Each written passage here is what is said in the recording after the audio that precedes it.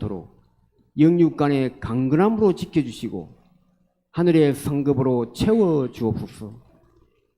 예배의 시종을 주님께 의탁하오며 부활하여 살아계시는 예수님 이름으로 기도드리옵나이다. 아멘.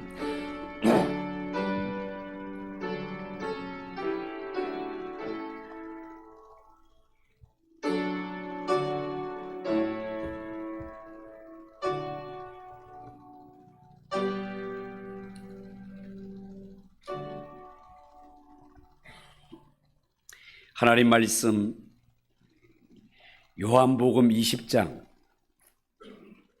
19절에서 23절입니다.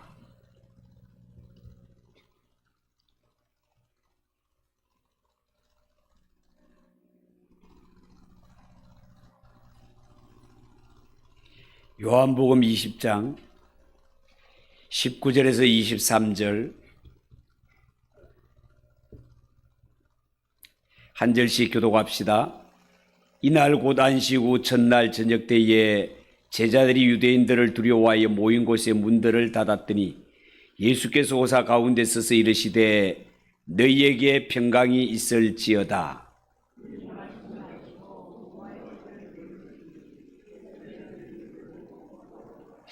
예수께서 또 이르시되 너희에게 평강이 있을지어다. 아버지께서 나를 보내신 것 같이 나도 너희를 보내노라.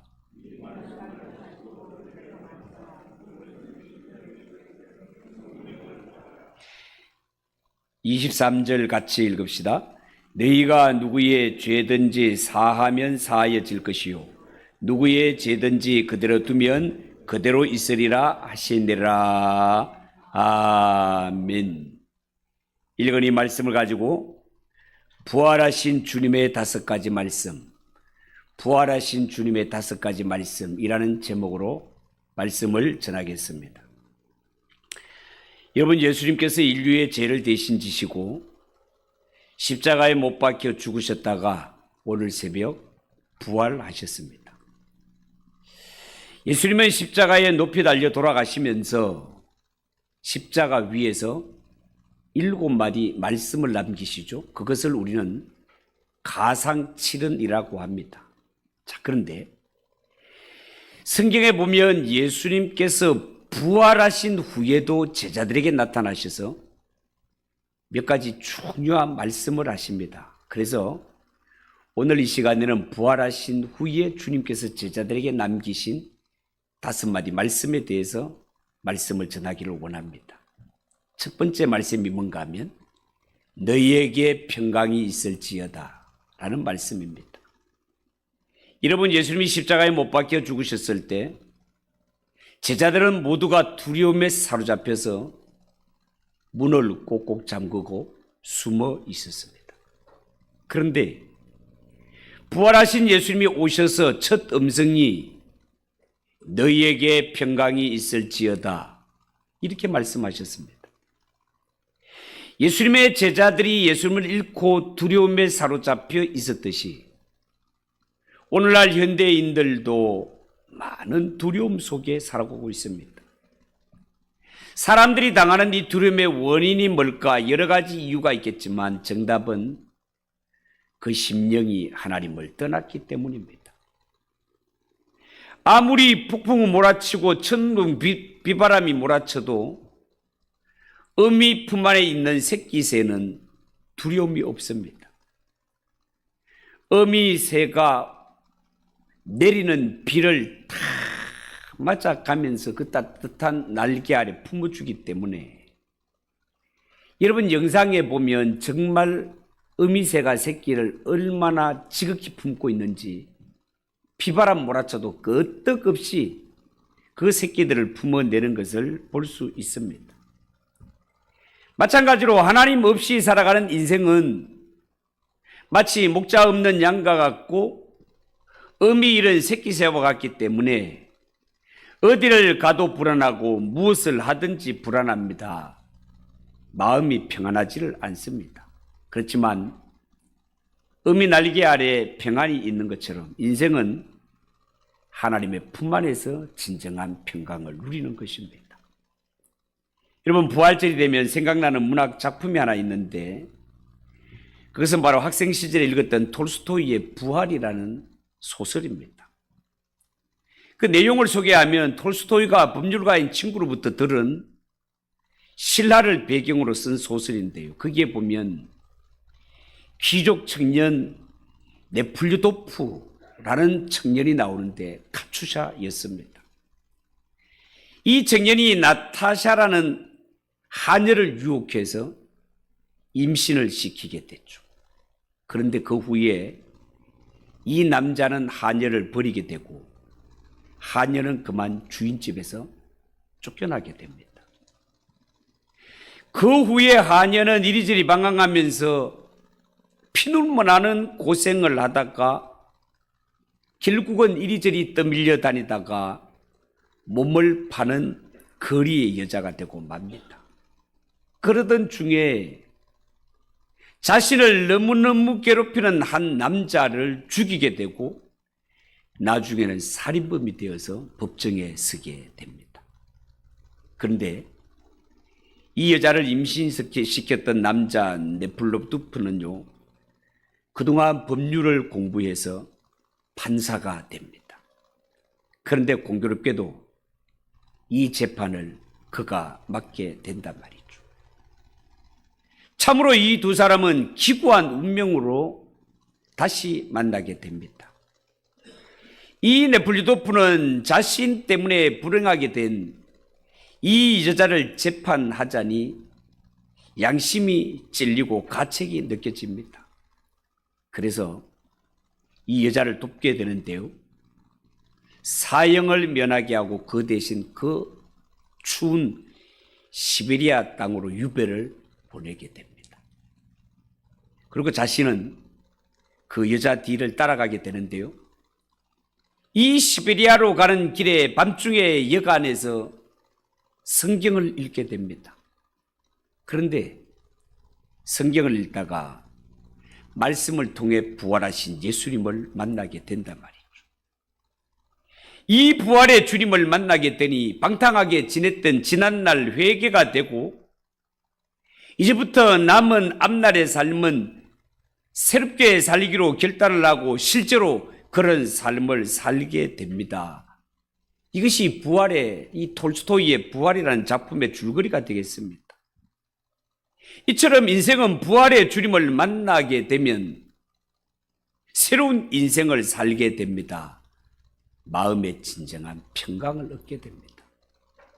그 부활의 주님을 만나는 새벽 되시기를 주님의 이름으로 축복합니다. 두 번째 말씀, 성령을 받으라. 성령을 받으라. 22절에 보면 이 말씀을 하시고 그들을 향하사 숨을 내쉬며 이르시되 성령을 받으라. 그렇게 말씀하셨습니다. 여러분, 성령을 받으라는 이 말씀은 여기뿐만 아니라 성경이 여러 곳에서 강조되는 말씀이죠. 사도행전 1장 4절에 보면 예루살렘을 떠나지 말고 아버지께서 약속하신 성령을 기다리라고 말씀하십니다. 사도행전 19장 2절에 보면 너희가 믿을 때에 성령을 받았느냐? 라고 말씀하십니다. 여러분, 우리가 예수를 믿을 때 머리로 성령을 아는 것과 실제로 성령을 받는 것은 완전히 다른 이야기입니다. 성도는 성령을 받아야 주의 일을 할 수 있고 성령을 받아야 능력 있는 주의 일꾼 예수의 증인이 될 수 있는 것입니다.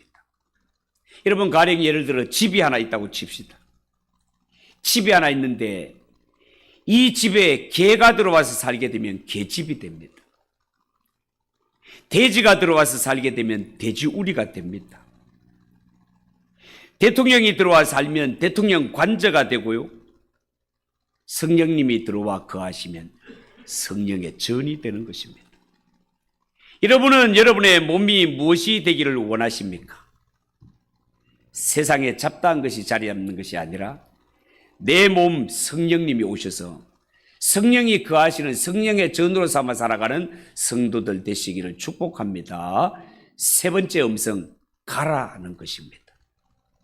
여러분, 21절에 보면 예수께서 나를 보내신 것 같이 나도 너희를 보내노라, 나도 너희를 보내노라. 이것이 곧 가라는 음성입니다. 여러분, 예수님은 우리가 세상으로 가기를 원하십니다. 복음을 들고 가서 전하기를 원하신단 말이에요.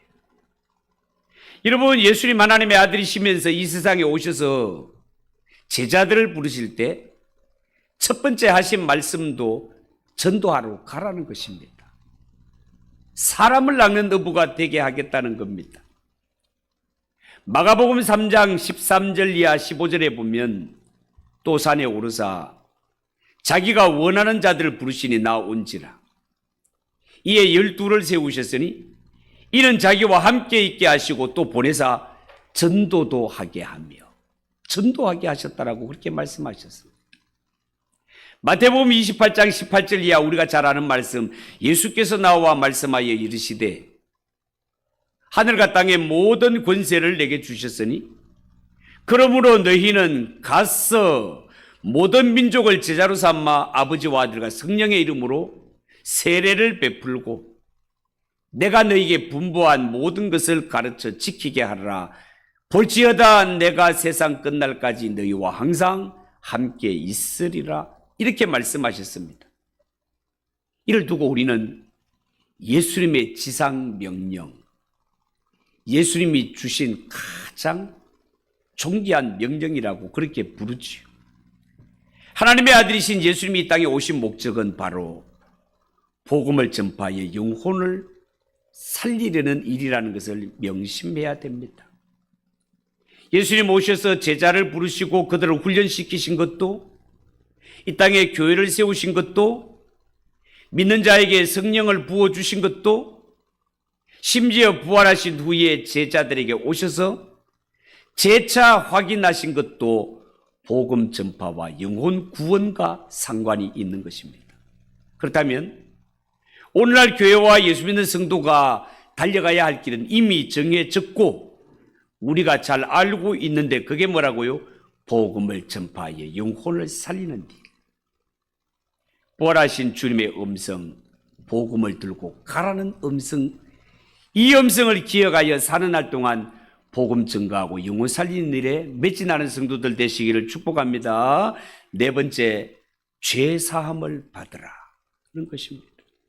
여러분, 23절에 보면 너희가 누구의 죄든지 사하면 사하여질 것이요 누구의 죄든지 그대로 두면 그대로 있으리라.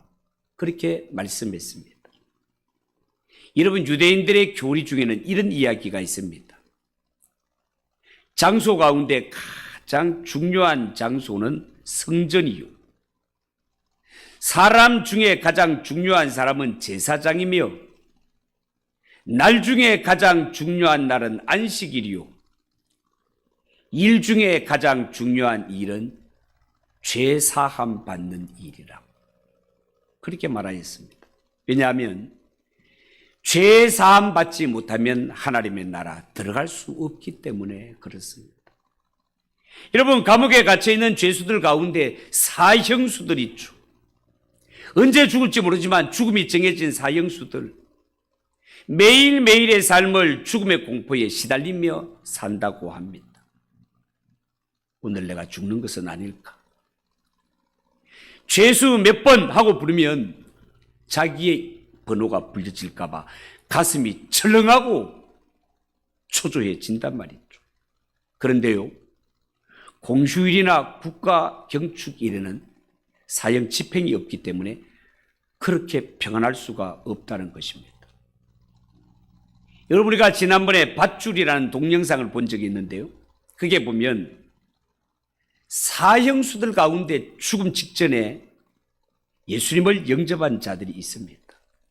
그들은 예수님을 통해 죄사함 받았다는 사실 앞에, 죽음 앞에 그렇게 오줌을 쌀 만큼 두려움에 빠져있던 이런 자들도 예수 믿고 죄사함을 받았을 때 죽음도 평안하게 받아들이게 되더라는 것입니다. 여러분, 인간에게 있어서 죄사함의 은총이 이렇게 대단한 것이단 말이에요. 돌같이 굳었던 마음을 눈 녹듯이 녹게 합니다. 악한 마음이 변하여 새 마음 되게 합니다. 여러분 옛날에 마카파 죄인들 생각나죠? 닥치는 대로 죽고 인육까지 먹었던 그들 말입니다. 이들이 죽기 전 예수 믿고 예수 영접한 후에 마지막 죽을 때는 자기들의 장기를 다 기증하고 죽는 것을 보게 됩니다. 어떻게 이렇게 악독한 자들의 마음이 눈같이 녹아 이렇게 마음이 거듭날 수 있는 걸까요? 주 예수 그리스도의 보혈의 능력이요 부활의 능력임을 믿으시기 바랍니다. 마지막으로 5번째 말씀은 믿음 없는 자가 되지 말고 믿는 자가 되라 말씀하셨습니다. 27절에 보면 도마에게 이르시되 네 손가락을 이리 내밀어 내 손을 보고 네 손을 내밀어 내 옆구리에 놓아 보라. 그리하고 믿음 없는 자가 되지 말고 믿는 자가 되라. 이렇게 말씀하셨습니다. 그때 의심 많던 도마는 예수님께 나의 주시며 나의 하나님이십니다라는 고백을 하게 됩니다. 여러분 오늘 이 말씀을 듣는 우리 성도 모두는 예수를 믿을 때 믿음 없는 자 되지 말고 믿는 자 되시기를 축복합니다. 의심하는 자 되지 말고 하나님의 말씀이라면 아멘으로 하다바는 확신하는 성도들 되시기 바랍니다. 왜냐하면 믿음이 없으면 하나님을 기쁘게 할 수도 없고 능력 있는 일꾼도 될 수 없기 때문에 그렇습니다. 우리는 오늘 모두 이 말씀을 통하여 하나님을 알게 되고 또한 예수님 다시 오시는 그날까지 우리가 해야 할 일은 복음을 전하여 영혼을 살리라는 사실을 깨닫게 되었습니다. 여러분 하나님께서는 예수님께서는 어떤 자를 사용하시고 어떤 자와 함께 일하시기를 기뻐하실까요? 믿음 있는 자입니다. 순종하는 자입니다. 성령에 붙들린 자입니다. 오늘 부활하신 예수님께서 제자들에게 부탁하신 5가지 말씀을 기억하며 이 말씀을 이루며 살아가는 성도들 되시기를 주님의 이름으로 축복합니다.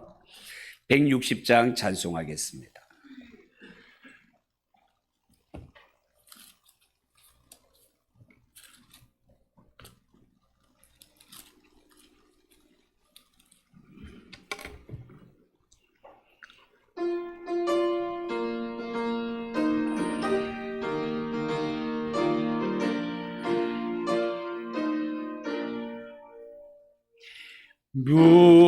무덤에 머물러 예수 내 구주 새벽 기다렸네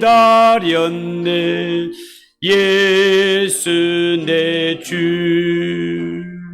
원수를 다 이기고 무덤에서 살아나셨네 어두운 머리 기시고 나와서 성도 함께 길이 다스리시네 사셨네 사셨네 예수 다시 사셨네